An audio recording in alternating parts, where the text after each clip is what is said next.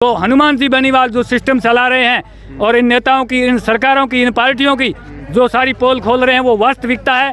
ये दोनों सरकारें से पार्टियों का अलग अलग नाम है, बाकी ये दोनों ही अंदर से एक है। क्योंकि पेपर लीक होने की वजह से आज विद्यालयों के अंदर अधिकतर 80% ढाणियों में रहने वाले गरीब मध्यम वर्गीय किसानों के बच्चों की शिक्षा को धूमिल किया है, तो इस वर्तमान सरकार ने किया है। यहाँ बायतू के विकास की तरफ वो ध्यान बहुत कम दे पा रहे हैं। ठीक है, इमरजेंसी में अगर वो यहाँ होते हैं तो कहीं कहीं आ जाते हैं, बाकी हमने तो इनको ज़्यादा नहीं देखा है। दोस्तों, राजस्थान के अंदर विधानसभा के चुनाव आने ही वाले हैं, बहुत ही कम समय बचा है और आप ये पीछे की विजुअल में ये देख सकते हैं। ये तस्वीरें मैं आपके साथ साझा कर रहा हूँ बायतू मुख्यालय से। आज यहाँ पर राष्ट्रीय लोकतांत्रिक पार्टी के वरिष्ठ नेता, बायतू से आरएलपी के कद्दावर नेता उम्मेदवार बेनीवाल का जन्मदिन है और इसी जन्मदिन के उपलक्ष्य पर बायतू मुख्यालय पर आरएलपी परिवार द्वारा एक विशाल जनसभा रखी गई है। क्या ये चुनावी आगाज़ है? क्या राष्ट्रीय लोकतांत्रिक पार्टी ने ये एक तरह से चुनावों का आगाज़ कर दिया है? सब बातों के बारे में बात करेंगे। आसपास के जो तमाम मुद्दे हैं उन्हीं के बारे में बात करेंगे। हमारे साथ में राष्ट्रीय लोकतांत्रिक पार्टी के कार्यकर्ता है, इनसे बात करते हैं। सर, क्या नाम है आपका? लाबूराम सियाग, रेवाड़ी। लाबूराम जी सियाग, जिस तरह से अगर बात करें यहाँ आज के इस कार्यक्रम की, तो राष्ट्रीय लोकतांत्रिक पार्टी का ये कार्यक्रम है। क्या ये चुनावी आगाज़ है 2023 विधानसभा चुनावों का? ये हमारे माननीय नेताजी उम्मेदवार राम जी का जन्म दिवस आशीर्वाद समारोह है, लेकिन जनता ने ये हमें दिखा दिया है कि हमारे उम्मीदवार राम जी बेनीवाल को जयपुर भेजने से कोई रोक नहीं सकता है। ऐसा पूरा भरोसा है आज की इस भीड़ और मीटिंग को देखते हुए और हमारे लाडले नेताजी के कार्यों से। और वो तो एक एक घर, एक एक आदमी से रूबरू मिल चुके हैं, हम उनको जानते हैं अच्छी तरह से और जनता भी वाकिफ है। और उनके आज जन्म दिवस के उपलक्ष्य में जनता ने जो प्यार दिखाया है वो काबिल तारीफ है। और बायतू की जनता ने ये संकेत दे दिया है कि 2023 के अंदर राष्ट्रीय लोकतांत्रिक पार्टी का मुकाबला दूसरी कोई पार्टी नहीं कर सकती है। हरी चौधरी यहाँ पर पिछले 5 सालों से विधायक है। हरी जी का कामकाज कैसा रहा? हाँ, हरीश चौधरी बहुत बड़े नेता है कांग्रेस के और पार्टी के अंदर ऐसे वरिष्ठ सदस्यों की कमी के कारण उनके पास पंजाब का प्रभार है और उनके आला कमान के सेवा में भी थोड़ा बहुत दिल्ली की तरफ भी जाना पड़ता है।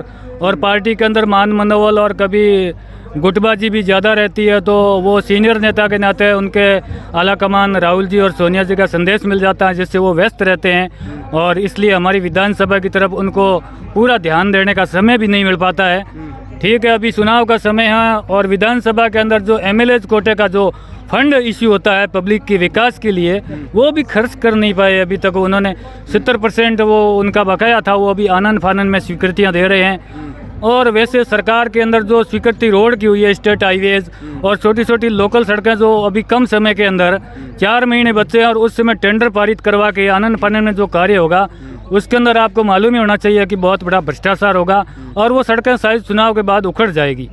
तो इसलिए हम हरीश जी के लिए ये कह सकते हैं कि उनके पास बड़ा प्रभार है और साथ साथ में यहाँ बायतू के विकास की तरफ वो ध्यान बहुत कम दे पा रहे हैं। ठीक है, इमरजेंसी में अगर वो यहाँ होते हैं तो कहीं कहीं आ जाते हैं, बाकी हमने तो इनको ज़्यादा नहीं देखा है। लेकिन हरीश चौधरी ये दावा भी करते हैं अक्सर कि उन्होंने जो बायतू का विकास कराया था इन पिछले 4.5 सालों में, वो ना तो पहले किसी ने कराया है, ना आने वाले समय में भी कोई करा पाएगा।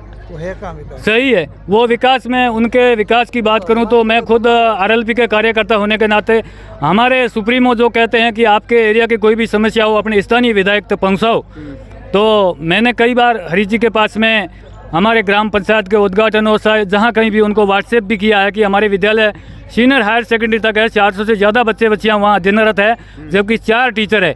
उस समय जब 10-12 टीचर थे तो इनकी सरकार ने एक विशेष कानून पारित करके आदेश दे दिया कि जो भी अपने गृह जिले में जाना चाहे चले जाएं। तो उस समय हमारे क्या साइंस और इंग्लिश के टीचर, वैसे मैं खुद MA BEd इंग्लिश लेक्चरर हूं, हालांकि इस सरकार की गलत नीतियों की वजह से, पेपर लीक की वजह से, सिस्टम में लीक होने की वजह से मैं भी बेरोजगारी का दंश भोग रहा हूँ और एक किसान हूँ।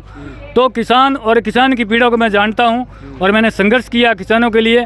और किसानों के साथ जितना भ्रष्टाचार हो रहा है ये इनकी नाक के तले हो रहा है। आज एक किसान को 1 मीटर का सेंस करवाने के लिए 500 रुपये मांगे जा रहे हैं। अगर उनकी डीपी अगर जल जाए, ट्रांसफार्मर जल जाए, तो अपने किराए पे वो 10-10 चक्कर पहले काटेगा। बाबू वगैरह होते हैं, उनको 2-3 हज़ार रुपये उनको प्रसादी नहीं चढ़ाएगा किसान, तब तक उनको ट्रांसफार्मर इश्यू नहीं होता है। मैंने खुद ने जाकर के बाड़मेर डिपो से, स्टोर से खुद ने दरवाया, एक्शन एसी से बात करके मैं खुद आरएलपी कार्यकर्ता के साथ साथ किसान जागृति मंच राजस्थान के संयोजक हरीश बेनीवाल जी द्वारा नियुक्त बाड़मेर जिला मीडिया प्रभारी हूं, जो किसानों की हर प्रकार की समस्या को उजागर करता हूं और वर्तमान सरकार के सामने पूरा रखने का प्रयास करता हूं। और हमारे स्थानीय विधायक और जनप्रतिनिधियों तक मेरी हर एक समस्या किसानों की वो जाती है। फसल बीमा के बारे में हो, चाहे किसानों की बिजली का हो, चाहे इनके बढ़ते भ्रष्टाचार रिश्वतखोरी का काम हो, ये हमारे स्थानीय जनप्रतिनिधि, इनको हम चाहे कितना भी कुछ भी संदेश भेज दें, ये कुछ नहीं कर पा रहे हैं, क्योंकि इनके आला कमान है वो मुख्यमंत्री अशोक गहलोत, वो खुद भी नहीं सुनते हैं। तो हम इन पे भरोसा कैसे करें, क्योंकि इन्होंने एक मुद्दा उठाया था ओबीसी आरक्षण का, जो युवाओं को कई बार लेकर गए, लेकिन अभी तक वो मसला भी हल नहीं हुआ है, क्योंकि वो पिछली सरकार वसुंधरा राजे ने जो ओबीसी के साथ कुठाराघात किया था, वो उनके अधिकारियों ने अपनी मर्जी से सिस्टम को गड़बड़ी कर दी।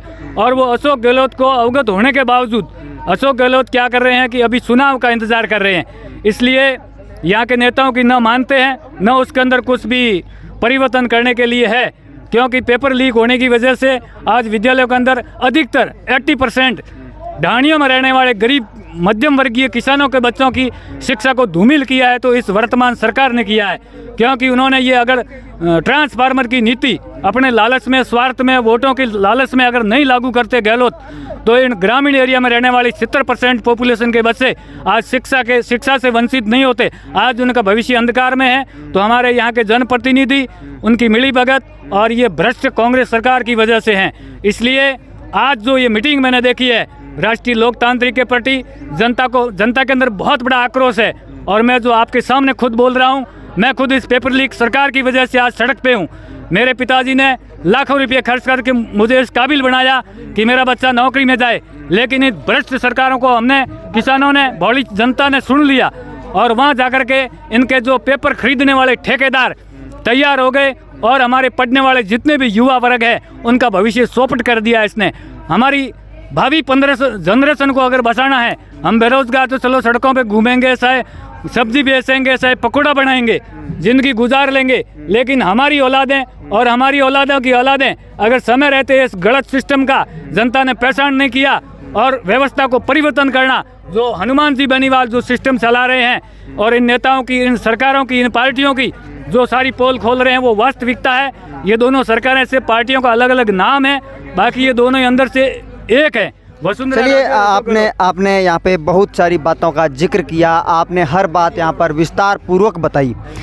अंतिम सवाल मेरा आपसे यही रहेगा कि राजस्थान में इस बार आरएलपी का क्या प्रदर्शन रहेगा? आरएलपी का प्रदर्शन बहुत ज़बरदस्त रहेगा। मैं कहता हूँ राष्ट्रीय लोकतांत्रिक के बिना कोई भी राष्ट्रीय पार्टी अपनी बहुमत से सरकार नहीं बना पाएगी, ये हमें पूरा विश्वास है। क्योंकि आज हनुमान जी के द्वारा आम जन और गरीब के लिए उठाए जा रहे बेबाक मुद्दे और सरकारों को सिस्टम में सुधार के लिए जो उनका संघर्ष है सड़क से सदन तक, वो जनता सब देख रही है, एक एक पल को देख रही है। दिल्ली की लोकसभा के अंदर आज वो एक आम आदमी का अगर व्हाट्सएप पे उनका संदेश चला जाए तो वहाँ सदन के अंदर वो उसका मुद्दा उठाते हैं, प्रश्नकाल में अंदर वो उनकी आवाज़ बनते हैं। इसलिए जनता ने सब पहचान कर रखी है कि ऐसे पार्टी के लीडर को आगे बढ़ने से हमें सपोर्ट करने में ही फ़ायदा है। क्योंकि ये सड़ा हुआ सिस्टम जब तक हम सेंस नहीं करेंगे, तब तक इन गोरे अंग्रेज़ों के और इन भ्रष्टाचारी दलालों से आम आदमी को मुक्ति नहीं मिल सकती है। तो आरएलपी का प्रदर्शन नंबर 1 रहेगा। बड़ी बड़ी पार्टियों को बड़ी शिकस्त देगी ये पार्टी, और राजस्थान के अंदर अकेली पार्टी अपने दम पर कोई सरकार नहीं बनना चाहेगी। तो दोस्तों, ये थे राष्ट्रीय लोकतांत्रिक पार्टी के कार्यकर्ता। इन्होंने अपनी राय रखी, अपने विचार हमारे इस प्लेटफॉर्म पर रखे। आपका इनके विचारों के प्रति क्या कहना है, आप हमें कमेंट सेक्शन में आप हमें ज़रूर बताइएगा। धन्यवाद।